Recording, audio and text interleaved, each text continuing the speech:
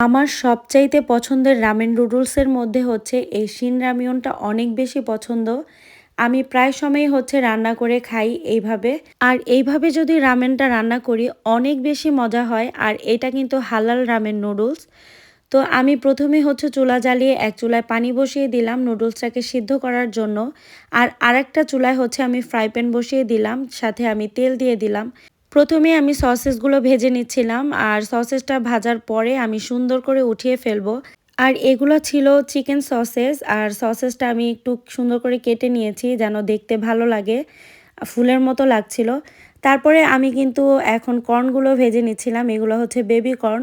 Just ১ চিমটি লবণ দিয়ে আমি এগুলোকে কিন্তু ভেজে নিয়েছি, বেশি একটা ভাজার প্রয়োজন নেই, একটু ক্রাঞ্চি থাকলেই ভালো লাগে। তারপরে আমি হচ্ছে মাশরুমগুলোকে কেটে নিয়েছিলাম, সেই মাশরুমগুলো আমি ভালো মতো ভেজে নিব। মাশরুমের সাথে আমি স্বাদ মতো লবণ, ব্ল্যাক পেপার আর সাথে আমি সয়া সস দিয়ে দিব। আর সয়া সসটা দিলে অবশ্যই বুঝে শুনে দিবেন যেন বেশি না হয়ে যায়, যেহেতু লবণ অ্যাড করা হয়েছে।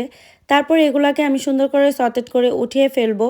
আর এদিকে হচ্ছে আমি রামেন নুডলসটাকে এখন সিদ্ধ করে ফেলবো। এটা সিদ্ধ হতে বেশি সময় লাগে না, ৫ মিনিটের মতো হলেই হয়ে যায়।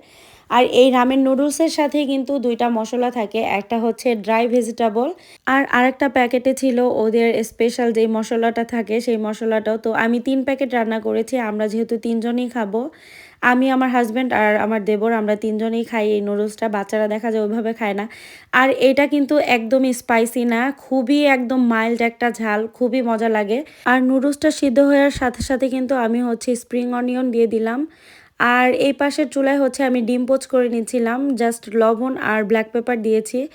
আর এইভাবে নুডলস রান্না করলে দেখা যায় ডিম পোচটা খেতে খুবই ভালো লাগে। আপনারা যারা এই রামেন নুডলসটা এখনও বাসায় খাননি, তারা কিন্তু বাসায় এনে বানিয়ে খেতে পারেন, খুবই খুবই মজা।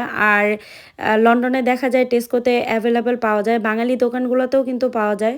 তো এই তো আমার নুডলস রান্না করা শেষ, আমি সুন্দর করে সার্ভ করে নিলাম। দেখেন বাটিটা দেখতে কত বেশি লোভনীয় লাগছিল। তো আজকে এই পর্যন্তই, সবাই ভালো থাকবেন, সুস্থ থাকবেন, আল্লাহ হাফেজ।